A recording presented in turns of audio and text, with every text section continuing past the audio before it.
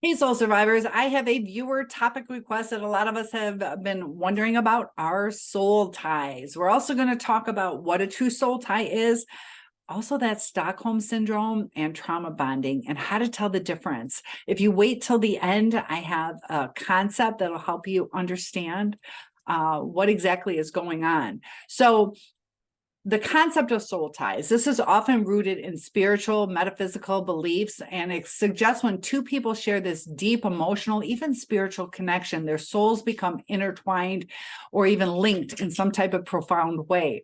Their souls connect. So it's typically viewed as positive, nurturing connections between people. They are often associated with love, mutual understanding, and a sense of completeness when the two souls are united. This belief says that soul ties can be long-lasting, enduring physical separation for long periods of time, almost like you pick up where you left off. And it's not scientifically validated, but some of us believe in it, some of us don't. But with trauma bonds are real. And it's a psychological concept where these trauma bonds, within this field of psychology, it deals with abusive and dysfunctional relationships. So a lot of narcissists will tell us that we're their soulmate. And you also hear twin flames, and that feels really good. And that's kind of what sucks us in sometimes. Sometimes we say it too because we feel a true connection. But a trauma bond refers to the strong emotional connection, and it forms between an abuser and a person who's been victimized. So definitely keep this in mind, because we're going to talk about the difference, also that Stockholm syndrome where you love your abuser and it feels real, and we forget about what reality is. We start ruminating. We focus on the positive, like how wonderful they were at times, but we have to remember that a true soul tie is nurturing, loving, endures pretty much all things. And with a narcissist, there's a lot of things that come up that destroy the relationship. There's the lies, altered reality, future faking, all those kind of things that in the beginning we feel this reality, but over time we start to see what reality really is, and we don't want to accept it because we see what it used to be. And that's what we're longing for. We process it as, it was like that before. Why can't we go back to that? Now, a true soul tie doesn't go through those kind of destructive types of breakups. Like you could have somebody, let's say they went into the service, and so you don't see them for years. You come back, there was no lies. They were open about what they were doing. There was no cheating if you were in a relationship. But with the narcissist is we often overlook the things that are contradictory to a soul tie. So a lot of us are stuck in a trauma bond. I've been there. I know what it's like.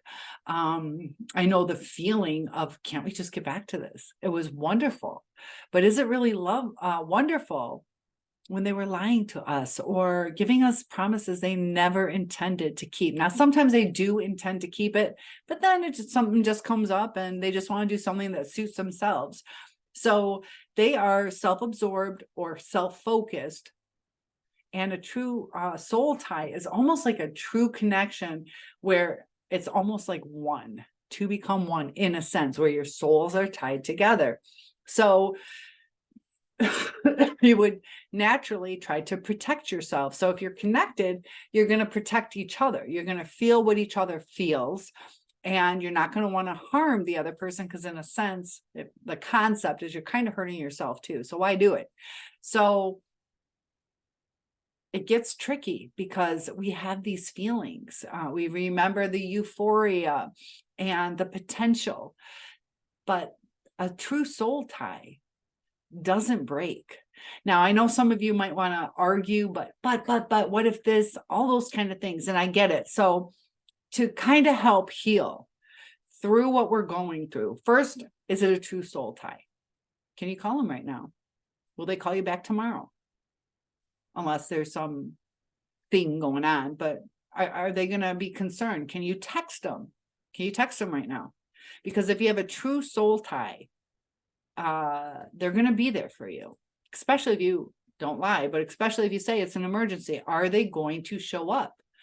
And we have to really look at that. Now, they're not expected to be at our beck and call, but at the first chance that they get, will they communicate with us? Do they give us the silent treatment when things go bad, or do they want to work through things with us?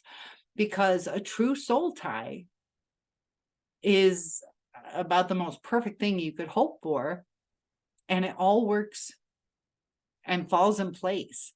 But when things aren't falling in place, there's a lack of that connection that works perfectly.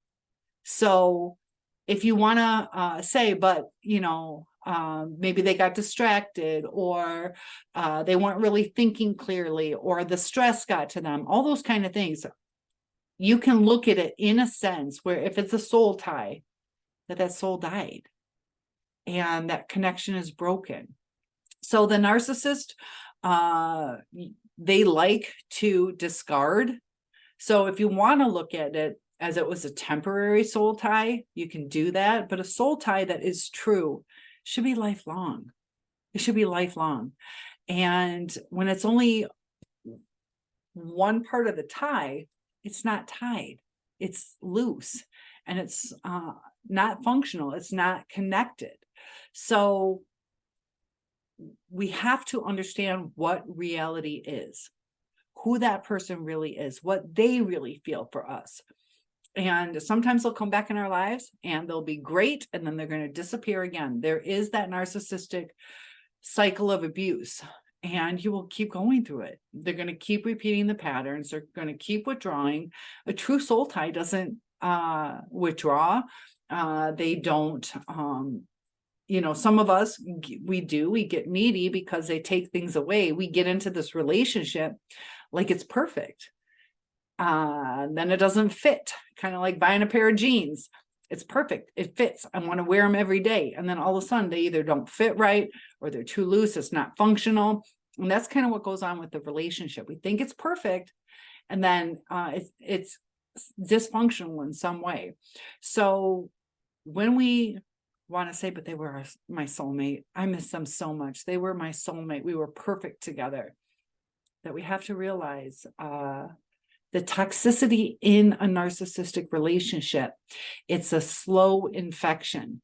And that's why it's hard to see it coming sometimes, or we feel that we can fix a person, or it'll be different with us. We overlook the red flags or their relationship pasts. Narcissists love to hide things from us, so we can't even evaluate it correctly. So if you were in a normal relationship, maybe not the perfect relationship for you, they would be honest with you, and you could evaluate it like, yeah, I probably shouldn't overlook that. But in a narcissistic relationship, we don't even know what we're evaluating. Was that the truth? Was that a lie? Because there are times that we're not going to trust them because of the way they treat us, and then we find out it was the truth. That happens every now and then. But when we're trying to say that they were our soulmate, are they with you? And it's a hard reality. So if you have a true soul tie with someone, they're not going to want to take away their life. They're going to want to keep that soul whole. But if somebody can discard us or cause us so much grief and pain, that's not a true connection. It's a trauma bond. Or if you're the abuser, it's a toxic relationship, and true soul ties aren't toxic. So we can keep hoping to get back to that level, but we have to remember a narcissist really doesn't care. They also have black and white thinking. Once they discard us, we're pretty much discarded until they reach a need again, where they broke up with their new supply, or not enough people are feeding their ego. That's when they come back. That's when it feels like a soul tie again. But you have to realize that this soul tie If you want to call it a soul tie, you can call it what you want, but it's going to be untied and tied again. It is not a stable or solid soul tie. So you can look at it how you want, but I feel that when you're asking about soul ties, you mean a rock solid soul tie. And you deserve a rock solid soul tie because you are putting in the effort. You're racking your brains on what you did wrong, or what how we could have said something different, or what we could have done better, or even just questioning if you're the one that left, like, why did this have to happen? Did they love me? We're going through all this trauma. So let's not re-traumatize ourselves or keep ourselves stuck in this loop. Realize what today is. And you're going to go through a period of time where you're going to be searching YouTube videos or whatever information you can find on narcissism, because it's a hard concept to believe or understand because of who you are. And you're not like that. And it's hard to grasp how somebody could be so shady or deceiving or so quick to discard, that we have to realize who that person is and how they're treating us. Our soul tie would not treat us like this. There's going to be ups and downs in any relationship. There's going to be misunderstandings. But are they trying to work through those misunderstandings? Are they trying to compromise? Because if it's connected, it needs to go together. Kind of like two people handcuffed together. They're going to kind of go with the flow and we have to do this. I think about the conjoined twins, that you might not want to do it, but you got to go along with it sometimes because you're connected. And it should be a bond that can't be broken. So I hope that was helpful. Viewer topics are always welcomed. I love them, and I'm here to help you. One-on-ones are available if you need additional support. Comment, that helps with the algorithm, and like and share if this can help someone.